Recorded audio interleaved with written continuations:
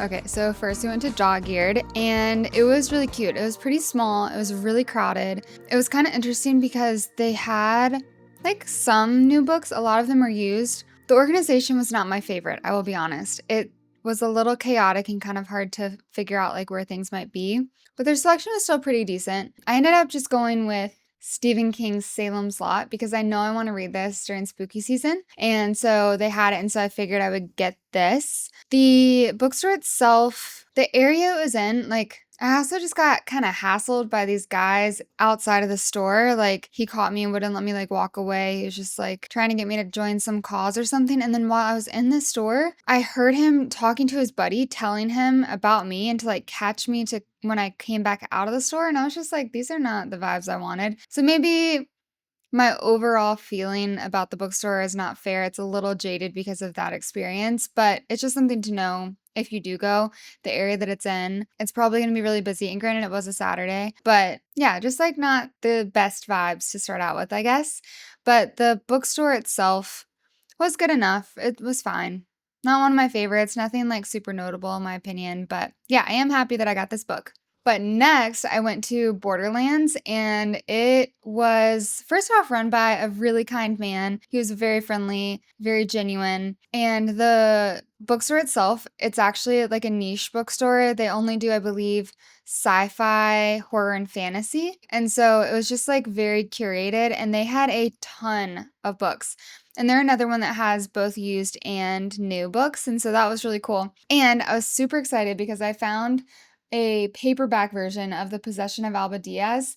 I've heard really great things about this. He even endorsed it. He really enjoyed it, but I've only seen it in hardback, and so I'm really excited that I found it in paperback. He said that the paperback version just released, so I grabbed the only one that he had. But yeah, the vibes in there were super good. Even the people, I caught him like just chatting to everyone and like making them laugh, and I really liked the organization of that one. He had some really good curated tables with some fun books, two specifically for summer, and then like a new releases, that kind of thing. But the bookshelves themselves were huge. They just like spanned all of the walls. Anyway, I really, really enjoyed that bookshop.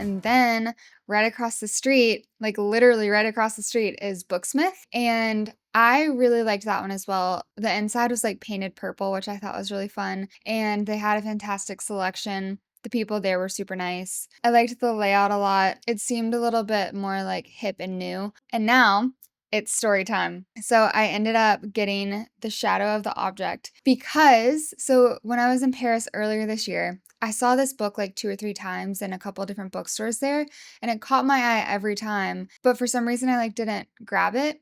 But I remember the cover. Like I saw this specific book several times. And then towards the end of my trip, I was actually looking for it in the last few bookstores that I was going to because I decided I wanted to get it and I could not find it anywhere. And I was trying to like talk to the booksellers in Paris, asking them about this book. So I also didn't know the name of it. I just recognized the cover and I was trying to explain it to them. Like it's a purple book with like a black wolf dog head on it. And no one knew what I was talking about. And so today this caught my eye in Booksmith, and I knew it was fate. I had to get it. It was the only one that they had, and it's actually the UK cover. And I know that because for one, I remember the cover, but also it's in euros, or maybe that's pounds. But anyway, I was super excited. This came back into my life, so we had to get it. The premise is essentially Flora is visiting home in Mexico when the family dog leaps up and bites her hand. She winds up in the hospital where she undergoes several surgeries under anesthesia and meets Wilhelmina, an elderly German woman with pneumonia who collects pre-cinema toys and instruments. The two of them embark on a series of dreamlike conversations in the hospital corridors. Wilhelmina puts on a magic lantern show for Flora, leaving her spellbound. And then it says like things take an unexpected turn, whatever that means. It just sounds really intriguing, and I will be 100% honest, I am very drawn by the cover, so we will see if the cover lives up to the story. We will see if the story lives up to the cover. And then I headed over to the Green Apple, and I finally got the last contract of Isako. Ever since Chicago, when I went to 3 Avenues bookshop and the bookseller was telling me about this book, I've had it on my mind, but this is the first time I saw it in a floppy paperback, and so I grabbed it immediately. I'm really excited to read this for winter. I think it'll be perfect setting. It's set in like frozen land. I am a little nervous because it does say that it's epic science fiction, and usually like high fantasy is kind of hard for me. So we'll see how I do with this. But I do know what's nice is it's standalone, and so at least it's not like an 8-book series or something. So I'm excited for it. The Green Apple was really cool. I understand why it gets the hype. It's huge, absolutely huge. And the chaos there just works. Like, I wouldn't say it's particularly well organized. It's just like kind of a maze, I guess you could say. It's very well labeled, but you kind of get a little bit of something everywhere you look. Like the fiction is kind of mixed in with the nonfiction. The new books are mixed in with the used books, but they all kind of have their own space. And the labeling of each separate space is really good and pretty unique. Like they had a whole room that's called like the Red Delicious, and I think most of that room was fiction, like newer fiction. So anyway, it was cool. And then I was asking them about the masks because they're masked, like creepy, crazy masks everywhere. And they were saying that they were actually the original owner, like the founders' personal collection, and now that they've been in the store, they just like belong to the store, and so even though they have new owners, they're just like part of the store now, and so that's kind of crazy. And it definitely lived up to the hype. I had a fun time kind of like wandering around and getting lost and like popping into different rooms and then just finding things I wasn't expecting, so it was a cool one.